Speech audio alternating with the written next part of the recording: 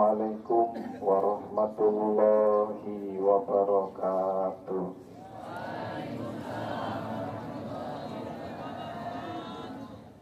Anak raja mencari balang. Cakar gitu. Kita ini orang timur, kalau ada pantun jawabnya cakar. Anak raja mencari balang. Balang dicari di balik papan. Dari bunyi jawab salam, kayaknya belum sarapan. Assalamualaikum warahmatullahi wabarakatuh.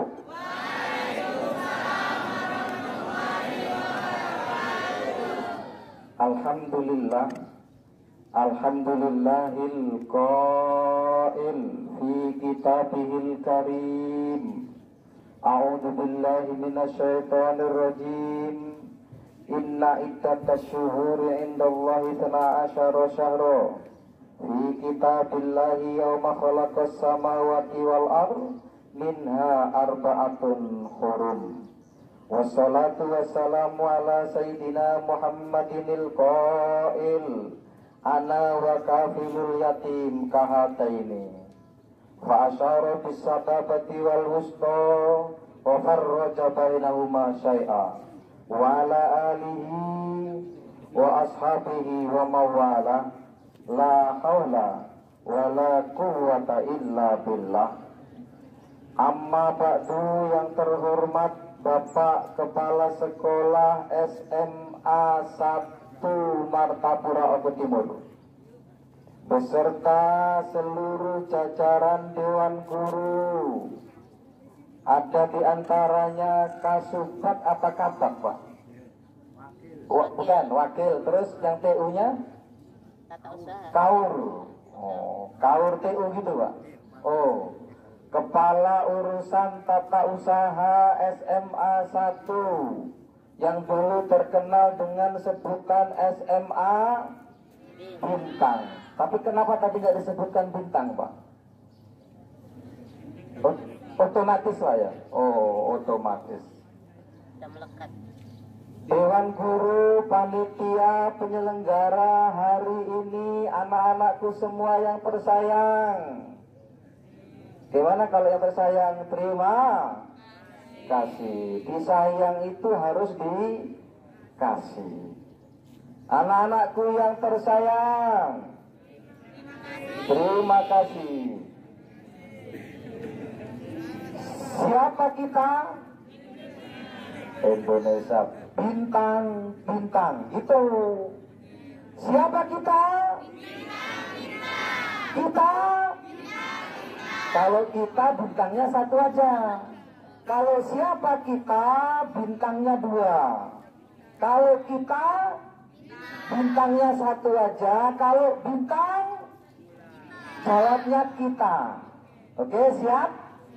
Siapa kita? Kita. Bintang. Bintang kita. Bintang kita, bintang. Kalau bintang kita bintang, jawabnya kita bintang kita. Siapa kita? Kita. Kita bintang. Kita bintang kita. Kita bintang kita, bintang kita bintang. Oh, gitu. Kalau belum pas, belum mulai, Bapak. Kita bintang kita. Ya, bintang kita bintang. Yes. Adakah Pancasila di dadamu? Ada, gitu. Adakah Pancasila di dadamu? Nah, mana dia? Iya, gitu. Adakah Garuda di dadamu? Mana dia? Oke, siap. Siap? Alhamdulillah, hari ini kita semua menghadiri undangan kita masing-masing dalam rangka ulang tahun ini sebenarnya, atau mengulang tahuni hijrahnya Rasulullah satu. Yang kedua, di bulan ini disebut dalam Al-Quran juga sebagai bulan yang mulia. Di bulan ini banyak peristiwa sebagaimana disampaikan oleh Bapak Kepala Sekolah tadi. Di bulan ini juga disebut sebagai bulannya anak yatim. Apakah anak yatim hanya makan di bulan ini saja? Tidak, ini lebarannya. Tahu lebaran? Bodo. Tahu bodo? Lebaran. Lebaran. Ya. Kalau biasa setiap hari hidup kita mungkin ada makanan di atas meja, tetapi nggak seberapa. Tetapi begitu lebaran, banyak makanan di atas meja. Anak yatim setiap bulan juga makan, butuh ayoman, butuh kesejahteraan. Tetapi di bulan ini mereka akan mendapatkan lebih. Kenapa? Karena di bulan ini disebut sebagai bulan anak yatim. Mana yang yatim, Pak? Oh, ini semua yatim. Oh, banyak niat yatimnya ini. Ini sudah nggak yatim lagi ini, Pak. Batasan yatim itu berapa usianya, Pak? Tahu nggak? Yang laki-laki itu batasannya sudah mimpi basah. Siapa yang sudah mimpi basah? Oh, banyak. Mimpi basah itu mimpi apa? Bukan ngompol. Yang perempuan itu tandanya haid. Yang sudah haid ke sana bukan yatim lagi, tetapi bisa digolongkan kepada tidak mampu atau duafa, bisa. Ibu-ibu, bapak-bapak, anak-anakku semua, di dalam surah At-Taubah ayat 36 Allah berfirman, Inna iddatas syuhuri indallahi 12 syahra. Sesungguhnya bilangan bulan di sisi Allah itu ada 12. Ada 12. Hafal enggak anak-anakku? Bulan apa yang pertama? Bulan Muharram, terus Safar, Rabiul Awal, terus Rabiul Tsani, Jumadal Ula, Jumadal Tsaniyah, terus Rajab, Sya'ban, Ramadan, terus Syawal, terus Dzulqa'dah atau Dzulqa'dah, terus Dzulhijjah. 12 ada di dalam Al-Quran, bisa dilihat di surah At-Taubah ayat 36. Yauma khalaqas samawati wal ar. Yang ini bulan berjumlah 12 itu sudah ditetapkan saat Allah menciptakan langit dan bumi. Minha arba'atun hurum. Dari 12 bulan ini anak-anakku, Allah menetapkan ada 4 yang disebut bulan haram. Bulan haram maksudnya bulan yang mulia. Apa itu? Yang 3 berturut-turut, yang 1 sendiri. Yang 3 berturut-turut, Dzulqa'dah atau Dzulqa'dah. kemudian Dzulhijjah, kemudian Muharram, kemudian bulan yang berdiri sendiri tidak urut adalah bulan Ramadan, Rajab. Kacau ini. Ingat apa bulan 4 yang haram yang mulia? Bulan Dzulqa'dah, terus Dzulhijjah, terus Muharram, terus Rajab. Bukan Ramadan ya, Rajab. 4 bulan ini dikhususkan sampai ayatnya dilanjutkan. Fala tadlimu fihinna anfusakum. Jangan sekali-kali kalian berbuat aniaya atas diri kalian. Intinya anak-anakku, di bulan yang 4 ini dilarang keras untuk perang, dilarang keras untuk bertikai, dilarang keras untuk membunuh walaupun yang dibunuh itu untuk syariat bisa dibunuh. Itu dihindari di bulan yang 4 ini. Kenapa? Karena dosanya dilipat gandakan oleh Allah. Ada anak-anak yang nakal nggak di sini? Ada. Nakalnya nakal ngapain? Kan nakal itu banyak. Nakal ada yang merokok. Ada? Ada yang lawan guru. Ada? Ada mungkin yang jahil sama anak yang lain, teman yang lain. Ada? Ada yang mulai pacaran. Ada? Wah, lebih banyak yang pacaran. Pacaran di bulan 4 ini dosanya berlipat ganda. Hati. Awas. Orang yang jauh dengan teman-temannya di 4 bulan ini dosanya dilipat gandakan. Ini ngeliat kapal, nggak ngeliat saya ini. Jadi di bulan ini kata Al-Quran tidak boleh kita untuk berbuat jahat. Dan anak-anakku semua sampai jam berapa Pak? Monggo, oke. Panas gak apa-apa? Oke.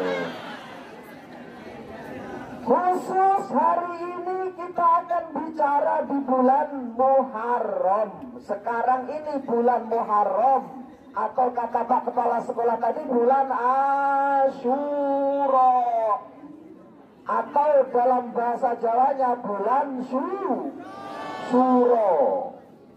Bulan Suro. Asyura itu artinya asyaro. Asyaro itu 10. Nah, ini mau dilanjutkan pakai bahasa Arab atau bahasa Inggris atau bahasa Indonesia? Bahasa Inggris? Paham? Okay, the first time I thank to Allah, God, my God, like God, high God, given us the mercy and blessing until we can live in this situation.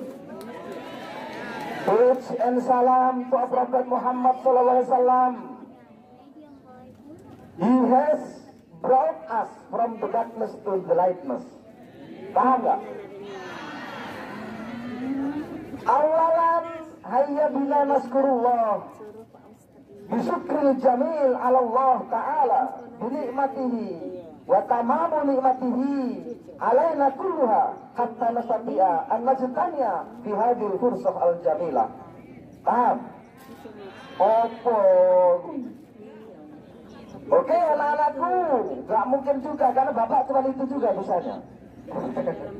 Itu pun dihafal tadi pagi.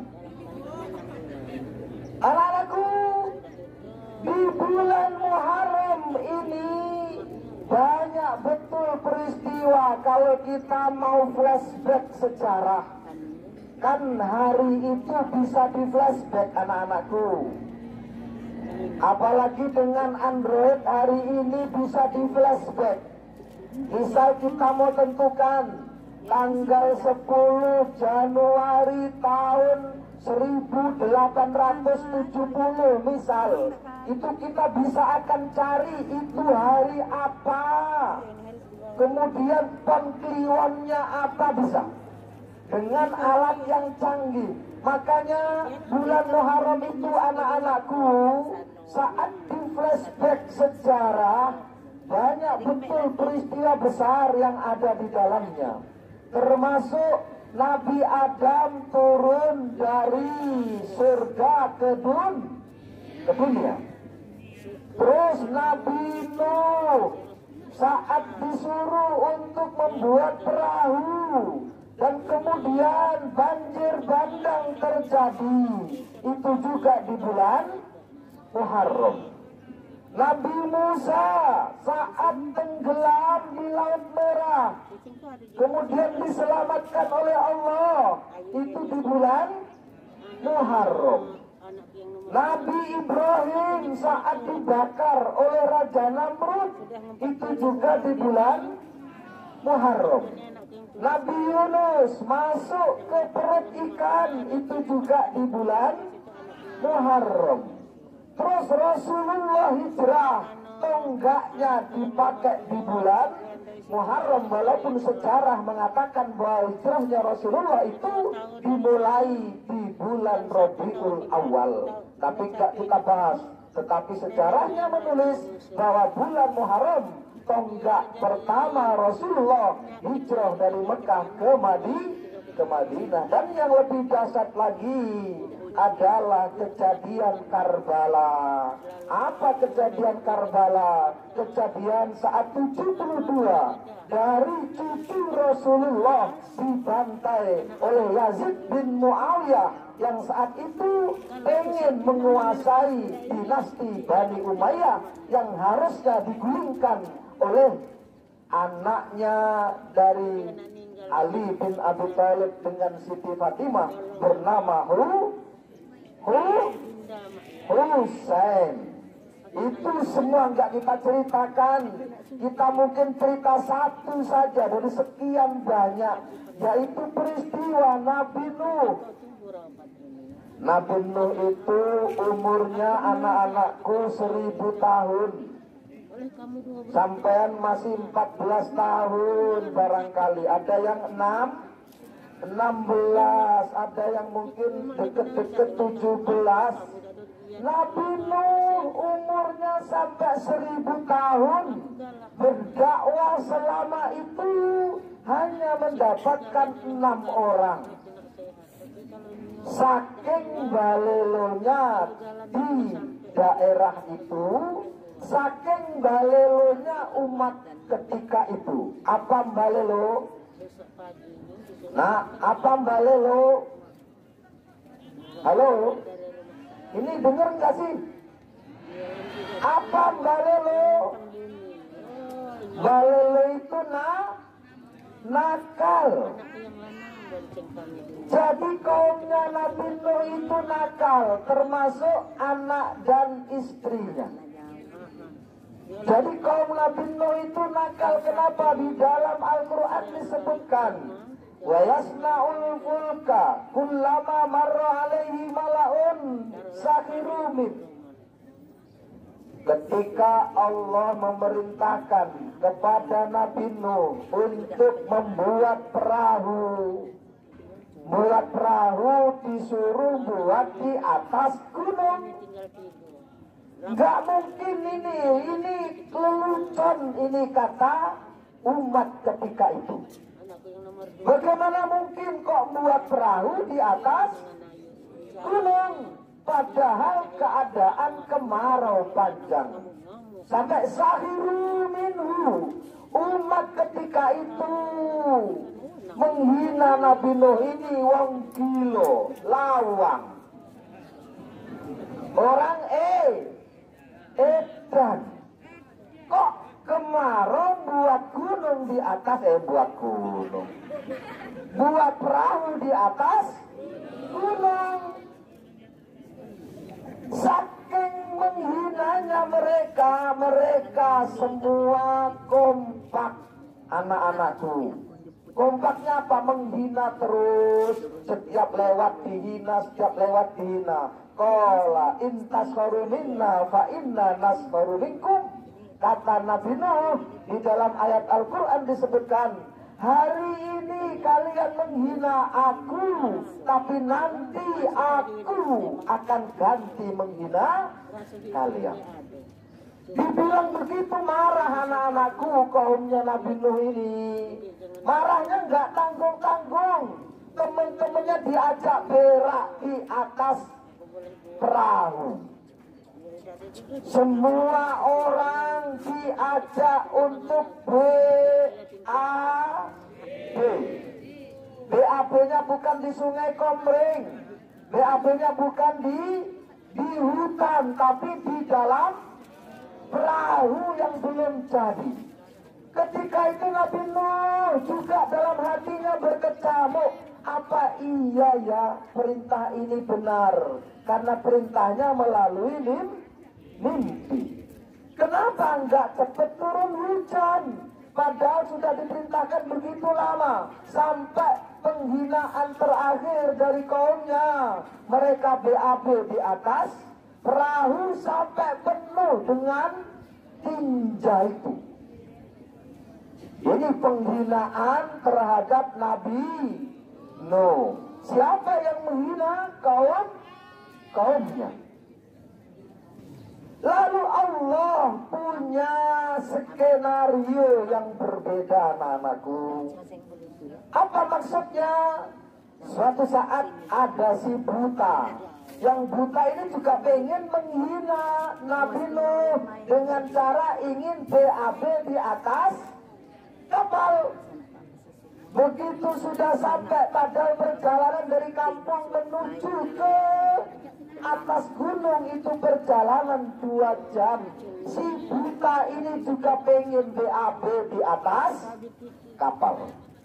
Si buta ini, anak-anakku, selain dia punya penyakit buta, juga punya penyakit gatal, kurap, kudis, dan panu. Lengkap ini orang. Begitu mau BAB, kepleset, mau kepleset. Apa? Ceblok. Masuklah ke lumpur itu, anak-anakku. Semua penuh, dari mulai kepala sampai kaki penuh oleh tinja orang-orang itu. Begitu bangun dari tempat terceburnya di kapal itu, keajaiban dari Allah tiba. Butanya sembuh, kurapnya sembuh. Kurapnya sembuh, kudisnya sembuh, panunya juga sembuh. Hingga kemudian berita ini jadi viral. Semua orang akhirnya tahu bahwa tinja di dalam perahunya Nabi Nuh bisa menyembuhkan penyakit gatal. Pertama baru penyakit gatal, orang berbondong-bondong. Begitu ada orang coba-coba punya penyakit asma, tahu penyakit asma yang sulit bernafas, kemudian dia cium bau itu yang gak enak, itu sembuh. Viral lagi, yang punya penyakit asma datang berbondong-bondong untuk mengambil tinja itu. Singkat cerita, ini cara Allah untuk membersihkan perahunya Nabi Nuh. Kemudian dibersihkan sampai dikerik, sampai dicuci sama air. Kenapa? Karena seluruh negeri ketika itu mengetahui bahwa tinja-tinja yang bau itu bisa menyembuhkan segala macam penyakit. Makanya Allah punya rencana lain. Menghina semenghina apapun, tetap Allah yang menang. Singkat cerita, banjir bandang, air bah sampai naik kemana-mana. Hingga kemudian Nabi Nuh menyuruh umatnya yang mau naik ke kapal dengan seruan, hai umatku, naik kapallah kalian, tidak ada pertolongan hari ini kecuali pertolongan dari Allah. Tidak ada pertolongan hari ini kecuali pertolongan dari Tuhan yang Maha Kuasa, yang akan mendatangkan air bah sampai tenggelam dunia ini. Anak-anak yang ketika itu sama yang bapak-bapaknya, sama yang ibu-ibunya, itu nggak ada yang percaya, termasuk anaknya Nabi Nuh yang bernama Kan'an. Kan'an itu sampai dia bilang, ya abadi sa'awi ila jabalin ya'simuni minal ma'. Aku akan pergi ke gunung, kata dalam Al-Quran, yang tidak mungkin air bisa sampai ke tempat gunung di mana aku akan berenang ke sana. La simal yaum, hai anakku, irkam ma'ana, berangkatlah ke sini bersama kami naik kapal. Nggak ada pertolongan hari ini. Jawab anaknya tetap, sa'awi ila jabalin, aku akan berenang menuju ke gunung. Akhirnya anaknya pun tenggelam. Jadi anak-anakku, ini juga takbir dari kita bahwa apa? Bahwa ada juga anak yang kurang ajar dengan bapaknya, anak yang nggak patuh dengan bapaknya, padahal bapaknya Nabi utusan Allah. Kemudian digali di dalam tafsir itu, anak-anakku, ternyata memang ibunya juga nggak baik. Ibunya kurang ajar. Ibunya ibu yang menentang Nabi Nuh. Lahirlah anak yang juga menentang. Makanya anak-anakku yang laki-laki ini mungkin nggak lama lagi, nggak sampai 2 tahun, mungkin sebagian kita yang nggak meneruskan sekolah, mungkin udah mulai ancang-ancang mau nikah, mungkin ada. Pilih ibu yang baik. Pilih ibu yang baik.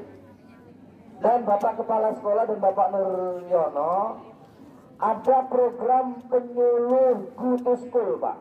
Kalau di sini siap, ada penyuluh agama, Kementerian Agama akan menyuluh kita sebaiknya nikah itu umur berapa, terus modalnya nikah itu apa. Memang kalau jika disetujui, kita bisa schedule jadwalnya.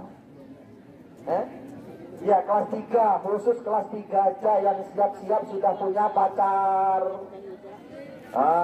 yang sudah mau punya momongan. Pilihlah istri yang solehah, biar anaknya soleh. Contoh siapa? Nabi Ibrahim. Nabi Ibrahim punya bapak namanya Azar. Azar ini tukang buat patung disembah. Setiap malam dia hanya berpikir bagaimana membuat patung yang menarik hingga besok pagi terjual. Berarti musyrik. Tetapi punya istri namanya Umaylah, seorang istri yang solehah. Lahirlah Ibrahim. Nabi Nuh bibitnya bagus, tapi ditanam di tempat yang gak bagus, lahir namanya Kan'an. Makanya tempat yang bagus, yang subur, yang baik itu perlu dan sangat dominan. Baik, siapa kita? Siapa kita? Kita bintang. Oke. Adakah Pancasila di dadamu? Mana dia? Ini dia. Gitu. Mana dia? Oke. Adakah Garuda di dadamu? Mana dia? Oke. Adakah Rasul di dadamu? Mana dia? Oh. Baik anak-anakku, kita sekarang fokus. Ini peristiwa satu. Kalau mau ceritakan bagaimana Nabi Ibrahim dibakar dan sebagainya itu nggak selesai waktunya. Kita akan masuk kenapa bulan Muharram disebut sebagai bulannya anak yatim. Anak yatim punya hari raya tersendiri, yaitu di bulan Muharram, khususnya di tanggal 10. Ini tanggal berapa anak-anak Muharram? Tanggal berapa? 15. Tanggal 10-nya kapan? Hari Senin 10, Selasa 11, Rabu 12, Kamis 13, Jumat 14. Jadi hari ini sudah lewat, tapi lebih baik daripada tidak. Rasul bersabda, "Mamma sahabiyadihi ra'sal yatim yauma Asyura kana lahu aw yarfa'ullahu ta'ala lahu bikulli sya'ratin darajah." Rasul bersabda, anak-anakku, siapa orang yang mengusap kepala anak yatim dengan tangannya, maka Allah akan mengangkat derajatnya. Derajat siapa? Derajat orang yang mengusap kepala anak yatim. Oh, siapa anak yatim? Usaplah kepalanya. Siapa yang mengusap kepala anak yatim dengan tangannya, maka Allah akan mengangkat derajatnya. Dan derajatnya itu apa? Dihitung. Dari setiap rambut 1 derajat. Ayo. Berapa rambut anak yatim? Hitunglah. Siapa yang bisa menghitung rambut anak yatim, disitulah keberkahan yang Allah berikan jumlahnya. Disitulah Allah membuat pahala sebanyak rambutnya anak yatim. Maksudnya apa? Bukan kemudian diusap tok, dikasih duit, kemudian diusap. Jangan cuma diusap tok. Ngusap tok nggak ngasih magogol begawo. Sarua. Ini ada orang Sundanya nggak ini? Nggak ada. Sarua baik. Sami mawon. Jadi nggak hanya mengusap anak-anakku, tapi apa? Memberikan. Memberikan apa? Memberikan kebutuhan anak yatim. Sampai Rasul bersabda, "Ana wa kafirul yatim hakaza." Hakaza itu begini maksudnya, seperti ini. Aku dan orang yang memenuhi urusan anak yatim hakaza.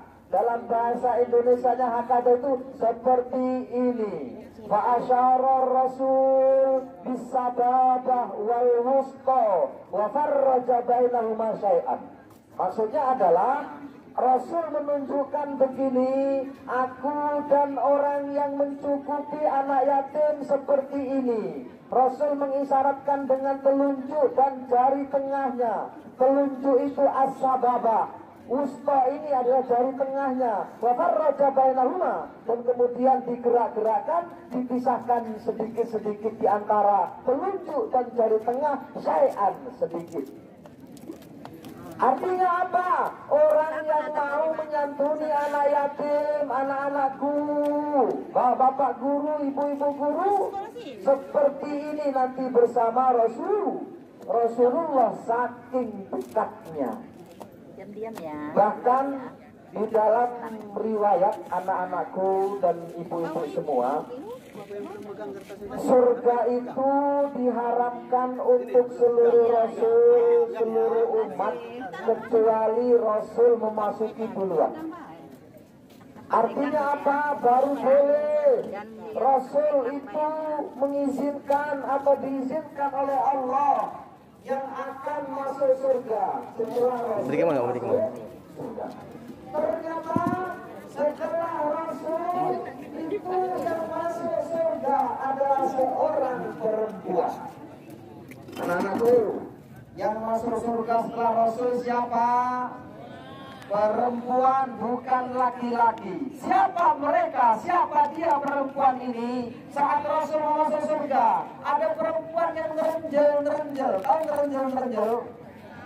Apa ngerenjel? Mau masuk, tapi dia itu terhalang oleh Rasulullah. Mau masuk. Lalu Rasul bertanya, siapa engkau? Perempuan itu menjawab, anak-anakku, aku adalah perempuan yang ditinggal mati suamiku dan meninggalkan anak kecil yang yatim, jumlahnya 3. Aku tidak menikah lagi dan aku mengurusi anak yatim peninggalan suamiku, dan aku tidak lagi ngurusi yang lain kecuali membesarkan anak yatim yang ditinggal suamiku. Ini beratnya perempuan. Tetapi zaman now berbeda, anak-anakku, kadang di masyarakat. Bahkan di zaman Rasul pun sudah ada, begitu ditinggal mati suami, ini anak yatim nggak terurus. Anak yatimnya terbengkalai. Kenapa? Karena biasanya ditinggal nikah sama ibunya atau ditinggal nikah sama bapaknya. Nah, istilah itu anak-anakku semua, bahwa semua yang ada di dunia ini nggak lihat ada kamera. Tinggal mati bapak namanya yatim. Tinggal mati ibu juga yatim. Cuman di Indonesia itu lebih khusus, anak-anakku. Kenapa khusus? Karena Indonesia punya istilah sendiri. Orang yang anak yang ditinggal mati oleh bapaknya disebut yatim. Yang ditinggal mati ibunya disebut piatu. Yang ditinggal mati bapak ibunya disebut yatim piatu. Itu hanya ada di Indonesia. Kalau di Arab Saudi yang mati dua-duanya tetap yatim. Ditinggal mati bapaknya juga tetap yatim. Ditinggal mati ibunya juga tetap yatim. Ini istilah saja. Makanya hari ini anak-anakku, kita semua ikut andil, diajak oleh Bapak Kepala Sekolah untuk menyantuni anak yatim. Apakah anak yatim dari sekolahan ini atau bukan, itu tidak jadi masalah. Yang jelas kita ikut andil supaya apa? Supaya nanti di surga kita dekat dengan Rasulullah Shallallahu Alaihi Wasallam. Baik, karena juga hari ini kita bertepatan dengan bulan Agustus, kita nyanyi dulu 17 Agustus, yuk. Oke, 1, 2, 3.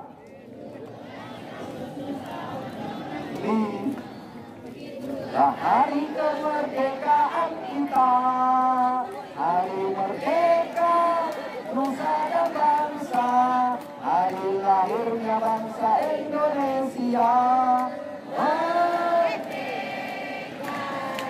Hari merdeka tetap merdeka, selama hayat masih dikandung badan, kita tetap setia membela kita. Kita tetap setia membela negara kita. Loh, Indonesia lagi ya? Anak-anakku, ini anak yatimnya sudah datang. Insya Allah kita akan segera sudahi, tetapi ingat saya pesan satu hadis terakhir. Hadis ini Bukhari yang meriwayatkan, khairu baitin fil muslimin, sebaik-baik rumahnya orang muslim, fihi yatimun, di dalamnya ada anak yatim, yuhsinu ilaihi, yang rumah itu membuat dan memperlakukan baik anak yatim. Wa syarru baitin fil muslimin, dan seburuk-buruk rumahnya orang muslim, yatimun, fihi yatimun, di dalamnya ada anak yatim, yusa'u ilaihi, yang rumah itu memperlakukan yatim dengan buruk. Jadi sebaik-baik rumah adalah ada anak yatim yang dijadikan qurrata ain, tumpuhan hati, tumpuhan pandangan, kesukaan hati, sampai akhirnya semua penghuni rumah itu berbuat baik kepada anak yatim. Kebalikannya, seburuk-buruk rumahnya orang mukmin adalah yang ada yatim di dalamnya, tapi yatimnya itu diperlakukan dengan buruk. Ara'aitalladzi yukadzibu biddin, tahukah kamu siapa yang mendustakan agama? Siapa yang mendustakan agama? Ara'aitalladzi yukadzibu biddin, fadzalikal yad'ul yatim, yaitu orang-orang yang menghardik, yang tidak berbuat baik, yang mendiskreditkan, yang menghina, yang tidak menghiraukan anak yatim, pendusta di dalam agama. Ini saja, kurang lebihnya mohon maaf. Innamal likulli jurhin bur'un wala bur'a lima cara lisan.